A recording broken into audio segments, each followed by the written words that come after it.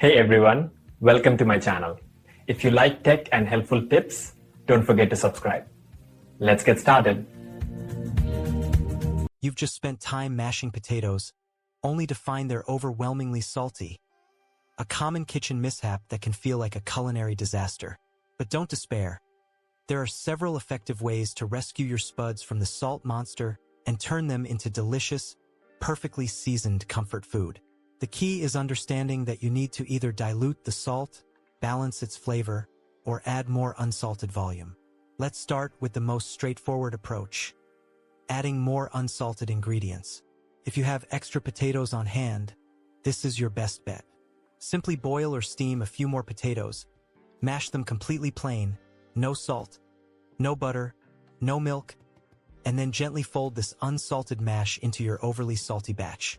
Start by adding about half the plain mash, mix well, and then taste. You might need to add more until the salt level is acceptable. This method effectively increases the overall volume of potatoes, spreading the existing salt across a larger quantity, thereby reducing its concentration per bite. Similarly, you can incorporate more unsalted fat or dairy.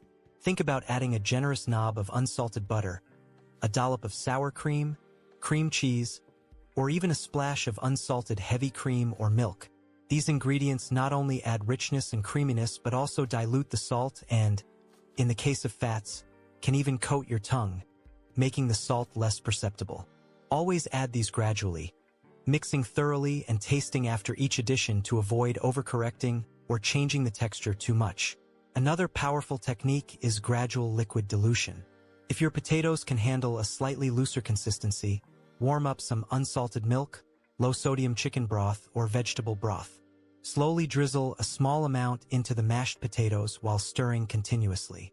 The liquid will help distribute and dilute the salt. Be cautious not to add too much at once, as you risk turning your mash into soup. This method is particularly useful if your potatoes are also a bit too thick. Beyond dilution, you can employ flavor balancing. A small amount of acid can work wonders in cutting through and neutralizing excessive saltiness.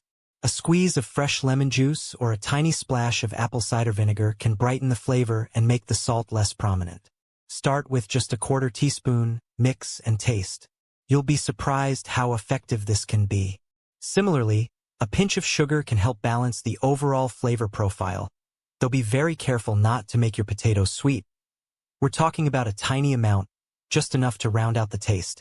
Fresh herbs like finely chopped chives, parsley, or dill can also provide a fresh, aromatic counterpoint that distracts from and complements the saltiness. Finally, if you're in a pinch and can't fully fix the saltiness, consider your serving strategy.